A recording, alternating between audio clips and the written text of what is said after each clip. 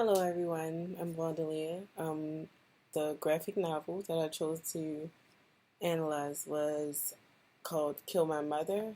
It's written by Jules Pfeiffer. It was published in August 2014 by Liverite Publishing. Two fun facts is this was allegedly Jules' first graphic novel, even though when I researched him, I found other novels. This was his first one, and it's one of a trilogy. It's part one of a trilogy, and he published this when he was 85 years old, which, in my opinion, is pretty impressive.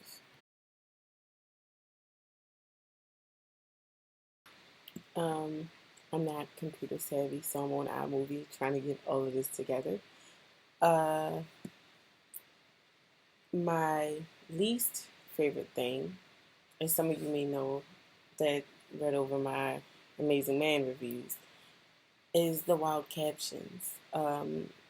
A lot of bubbles on one page, or like Pfeiffer had pages where like the bubbles weren't individually tailed, so it would be like bubbles linked into each other. So you had to kind of guess how much to read back and forth between each of the characters, which kind of made it hard for me to get deep into the story like I expected to, because I enjoy reading noir novels, but I definitely did not enjoy trying to decipher who should be speaking and saying what and what amount of time. Um, the story arc was pretty decent. I didn't dislike it.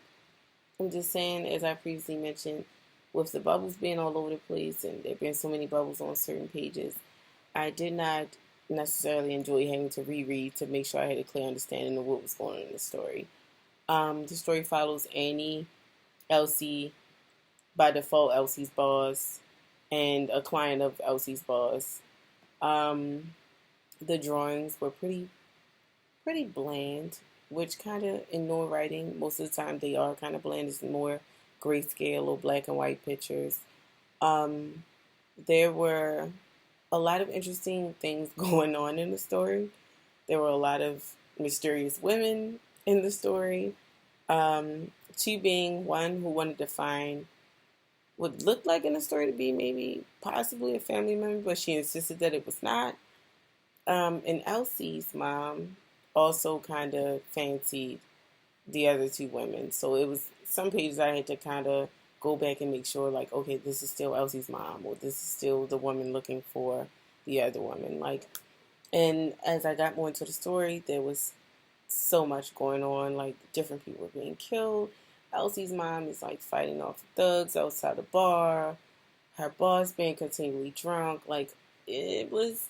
I was surprised that people were reading it off as a comic. Like, Pfeiffer, I watched a few interviews where he talked about it, and he and I guess some of his critics agree that it's comedy.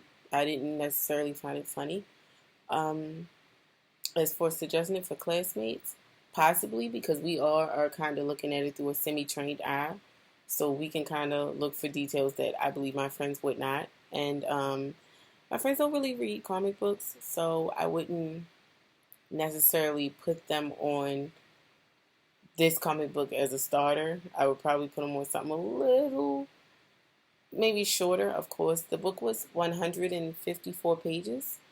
Um, I'm sure my friends would not read that. But we are here, like I said, semi-trained eyes. So we would be definitely more into it than any of my friends would. And my friends call me eccentric because I like reading stories about murder. So they probably would also be turned off by that. But my classmates, I'm sure, would enjoy, getting into different types of comics. As I've been reading through some of you guys' comics, I've noticed that a lot of you like mystery and suspense stories also.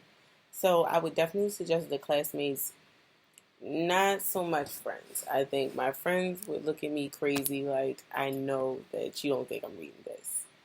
Um, I was surprised that the comic book was so long because I am used to maybe the 20 to 50 page comic books. So to see that this had 154 pages, I was just like, wow. And I thought that, since there was so many pages, it was going to be so much information. It was going to be, this big plot. But there were like loads of mini plots going on as far as Annie and her boyfriend being like rebellious teenagers, more so Annie than Artie. Her mom trying to deal with her drunk boss, his like borderline sexual harassment towards basically every woman that walks in his office.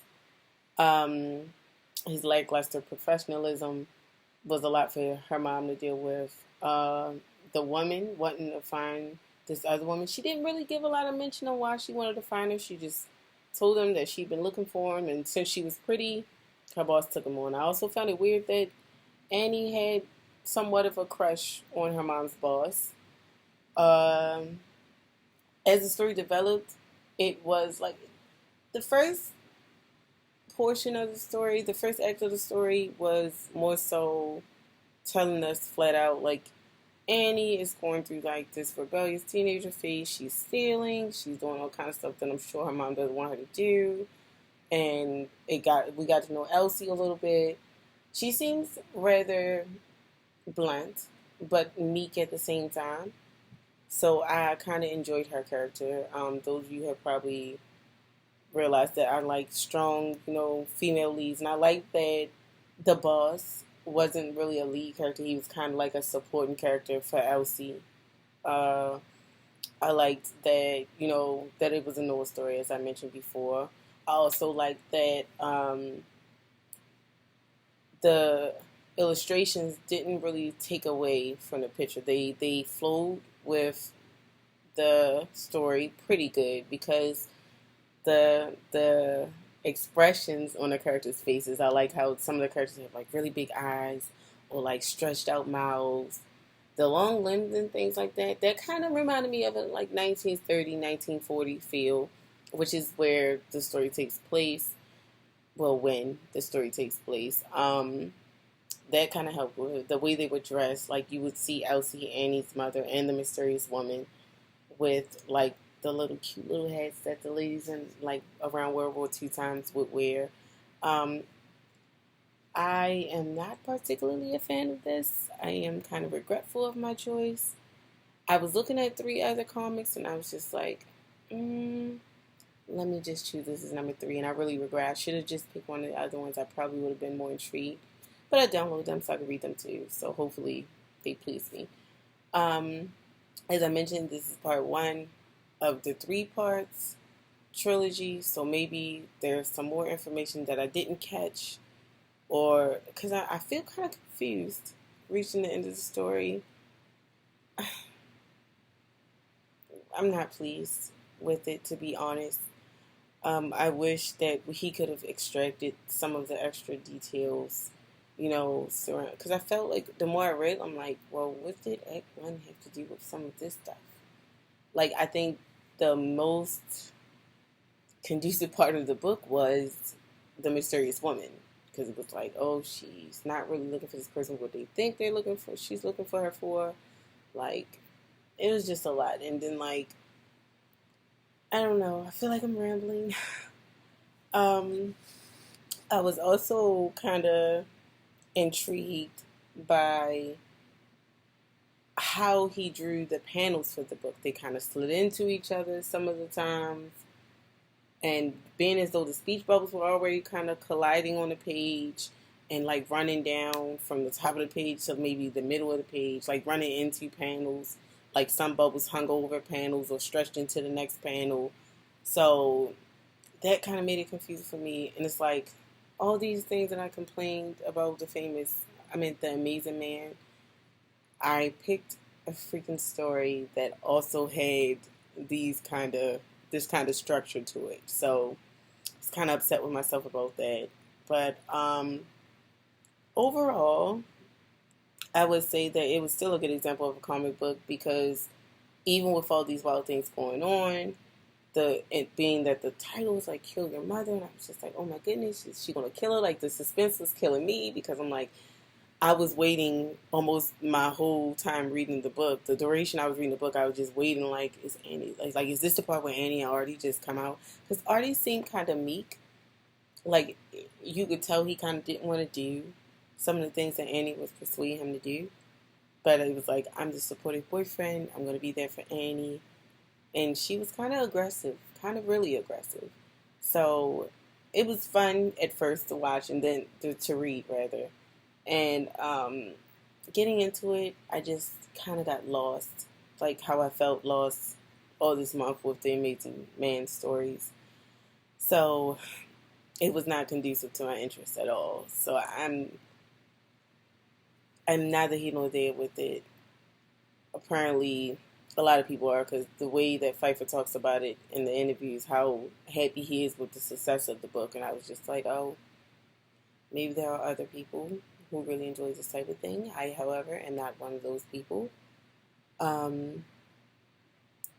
Yeah, that's basically it.